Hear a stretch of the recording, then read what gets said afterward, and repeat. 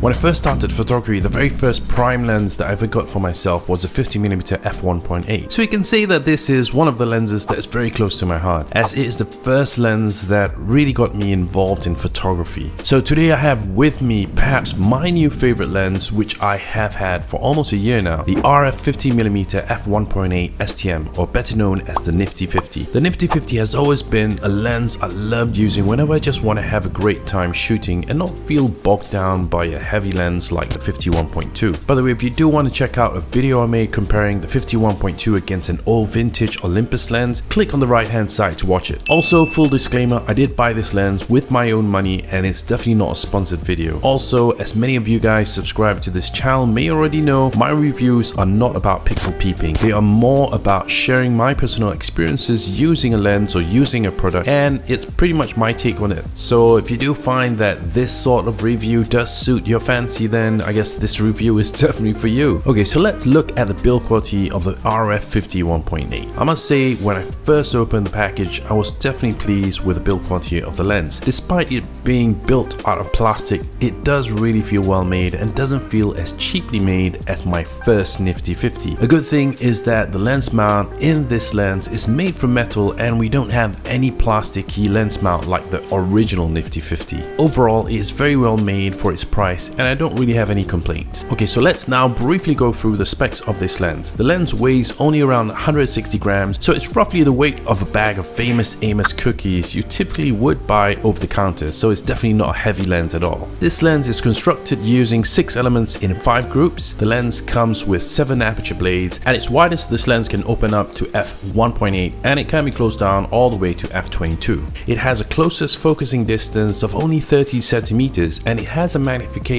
of around 0.25, so it's definitely a great lens to shoot close-ups because of its slight macro capabilities. As for filter size, it uses a 43mm filter thread, definitely not a common size to get, but I guess it's fine for keeping the size and weight down. Okay, so now let's talk about the usability and experience of using this lens. This lens is just one of those lenses that truly gets me super excited using it. The lightweight of the lens really allows me to get creative easier with my shots, as it's not as tiring to use as a 51.2. Also, I have found the size also makes this lens a great companion for street shoots or casual daily shooting, as not many people really feel bothered by its size and they just assume it's not a serious photographer's lens whenever I use it. Because of its size, I do notice that people don't really take much notice about this lens, and it really does make the footprint of my R5 a lot smaller, so for the average person they're not going to assume that I am a professional photographer, which is really great. So with this lens combo, I usually don't get much trouble from those trigger happy security guards, which is great. The 50mm to me is really the sweet spot of being such a good all-rounder lens. It's not too wide nor too tight in my opinion. You can shoot anything from portraits to landscapes to even product shots with it, and that is why this focal length is pretty much stuck on my EOS R5 or even my R body like 95% of the time. I found that this lens renders really beautiful organic shots, and I love the fact that the shots don't look that clinical, so it's really nice. And that's not to say that it's not sharp at all. It is sharp, but it is not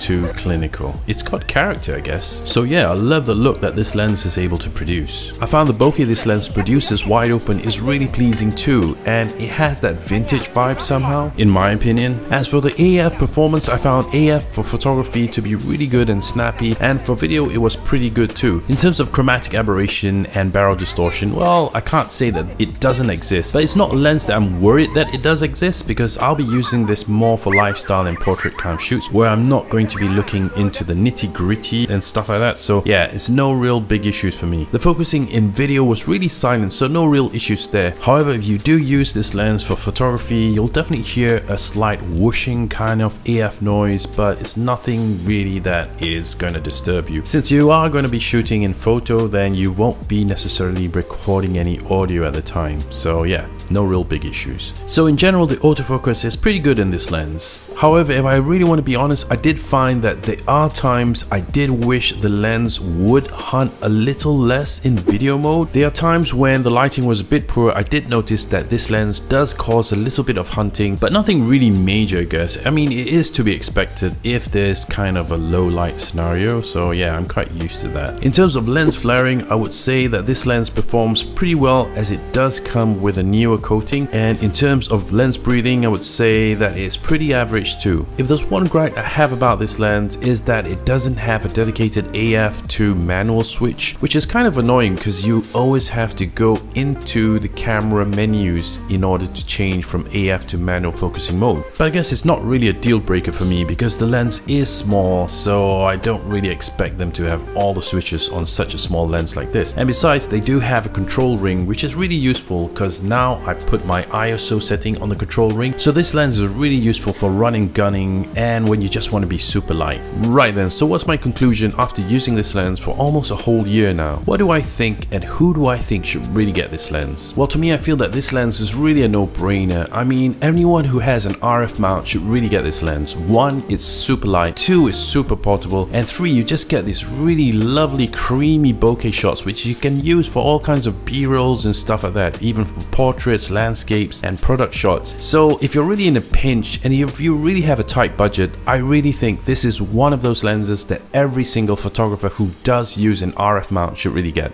And I can't stop emphasizing this fact. On days that I'm just too lazy to bring the 51.2, this lens is just such a joy to use, especially for my street photography. Also as a casual daily driver kind of a lens. Unless of course you are a bokeh kind of a snob, then yeah, go ahead and burn that $2,000 on the new RF51.2. Right, I guess that's it for my review on the RF51.8 or the Nifty 50. I hope you did like it, and if you did find the information in this video useful, please don't forget to give me a like, comment, and subscribe. Also, if you do feel like supporting this channel by making a small contribution, I did leave a link to buy me a coffee in the description down below. Also, I did leave links to all the gears that I use to make these videos down in the description below, so do check them out if you want to. Right then, I guess that's it. Thanks so much for watching, and I'll see you guys in the next video.